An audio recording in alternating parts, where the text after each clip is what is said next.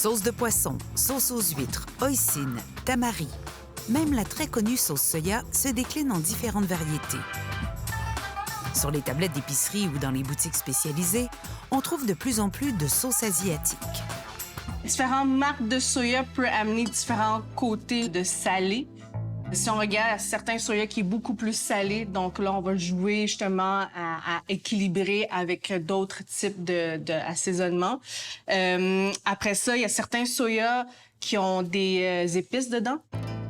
Et comme ici, on regarde, c'est marqué « extrait de réglisse ». Ici, on peut voir qu'il y a de la sauce soya qui est complètement pure. En cuisine, les Chinois adoptent bien souvent une sauce soya et ils y tiennent. C'est celui que j'ai appris à utiliser beaucoup. Je connais le niveau de sel là-dedans. Je suis pas obligée de le peser. Je sais déjà en partant à peu près comment il va saler, tu sais. Alors, je prends ça, j'en mets un petit peu, c'est fait. Tu sais, après ça, on me demande, c'est quoi la meilleure sauce soya? Il y en a pas, tu sais. Ça dépend vraiment comment qu'on utilise tes habitudes. Est-ce que tu sales beaucoup? Si on sale moins, ben on pourrait aller chercher justement un soya qui a moins de sodium dedans, tu sais. Toutes les sauces soya contiennent du blé et certaines sont plus foncées.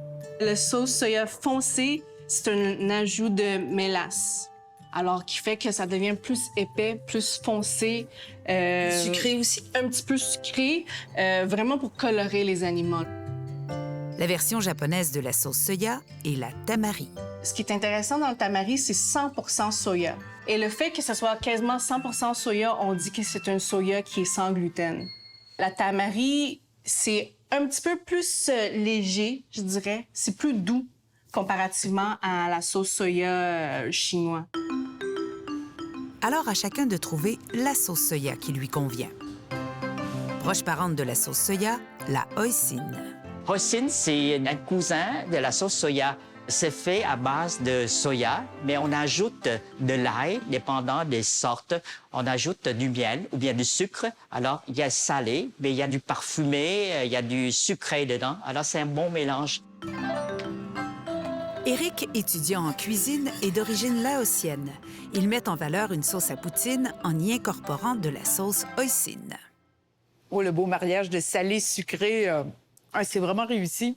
C'est justement le hoisin qui vient aussi apporter ce goût sucré, un peu fumé barbecue aussi, justement. On peut dire que c'est un croisement quand l'Asie rencontre le Québec dans la poutine.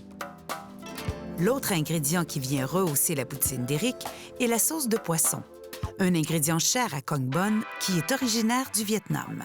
La sauce de poisson, ça vient envelopper le tout pour avoir un équivalent de la sauce poutine classique, mais revisitée avec le soleil de l'Orient.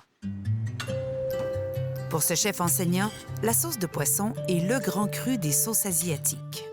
C'est quand on regarde la liste des ingrédients, une sauce de poisson, c'est seulement poisson, eau, sel, point. Alors, si vous trouvez une sauce de poisson avec ces 3 ingrédients-là, ça, c'est parfait. La sauce de poisson pure, c'est rare qu'on mange à table. Ça sert surtout pour mariner, pour faire un glaçage ou bien pour cuisiner surtout.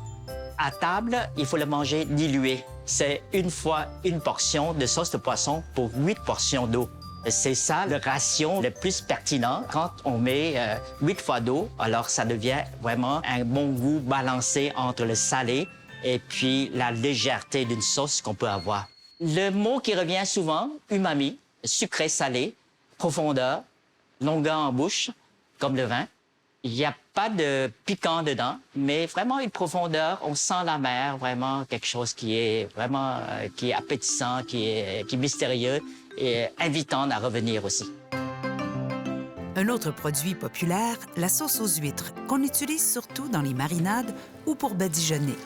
Contrairement aux autres sauces utilisées par nos chefs, la sauce aux huîtres n'est pas fermentée. La sauce aux huîtres, qui est aussi une consistance un peu comme la sauce hoisin, aussi beaucoup retrouvée dans la cuisine cantonaise, mais c'est souvent pour faire des sautés, pour faire mariner des trucs. On a une sauce qui est assez épais, qui peut être utilisée pour saler, mais c'est moins neutre que la sauce soya. J'utilise la sauce d'huître dans mes plats pour dire, OK, on veut quelque chose d'un peu plus haut de gamme, tu sais. Parce que justement, ça ajoute un peu d'umami, ça rallonge les saveurs. Tu vas voir, ça donne vraiment un beau croquant au laitue. C'est le goût typique. Asiatique. Ensuite, ben là, vu qu'on est dans les piments, on pourrait aller avec celui qui est juste un peu déglacé avec soya. On a le goût de sel en bouche. C'est bon. Vu que le wok était chaud, donc ça a comme concentré la sauce soya tout de suite, ça a collé dessus sur les piments. C'est tout simple, juste avec un peu de gingembre. Toutes ces sauces asiatiques ont leur rôle en cuisine. À chacun d'expérimenter pour arriver au goût recherché. La cuisine asiatique, c'est une cuisine très démocratique, dans le sens que le chef, c'est pas lui qui est le décideur suprême du goût du client. Alors, il fait un plat et puis la sauce soya est sur la table. Le hoisin est sur la table. Alors, le client, il peut prendre le plat qui est fait par le chef avec amour, puis on peut le personnaliser avec les goûts qu'on veut. Les sauces, là, il y en a tellement de choses à dire que ça va prendre des heures à parler de sauces ensemble avec une bière.